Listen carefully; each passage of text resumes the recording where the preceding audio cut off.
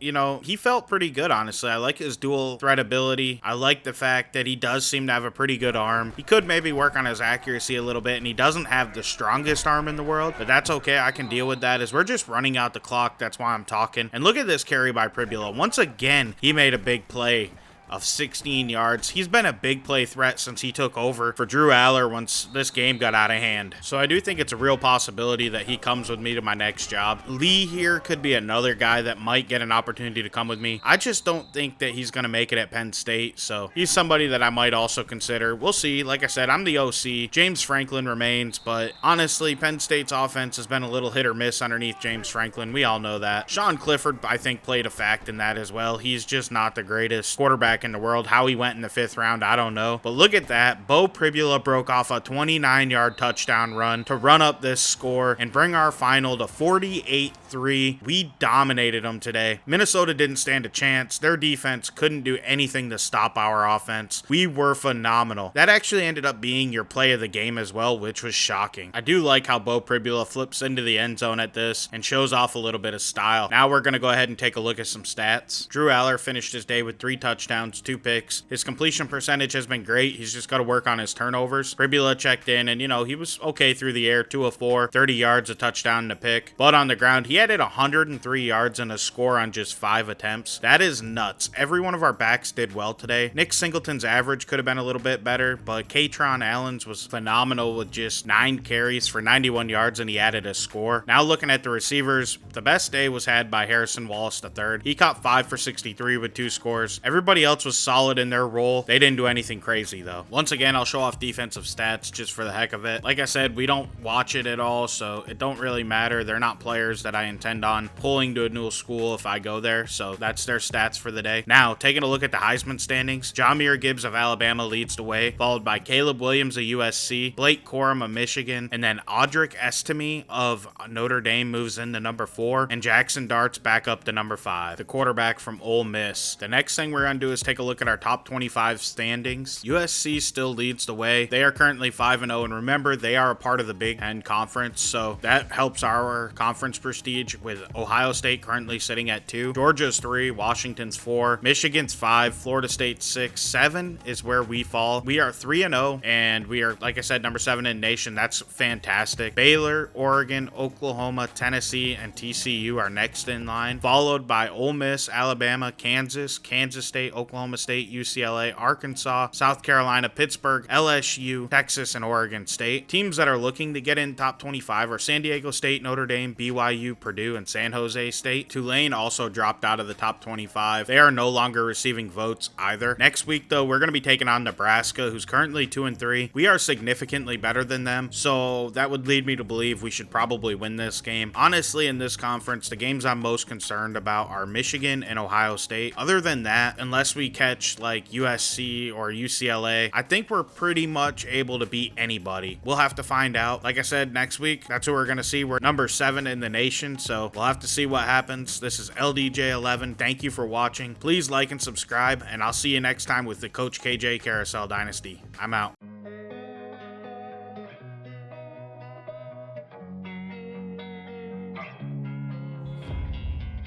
Sometimes you just gotta believe there's something that'll give you relief. There's something that'll have what you need, what you need.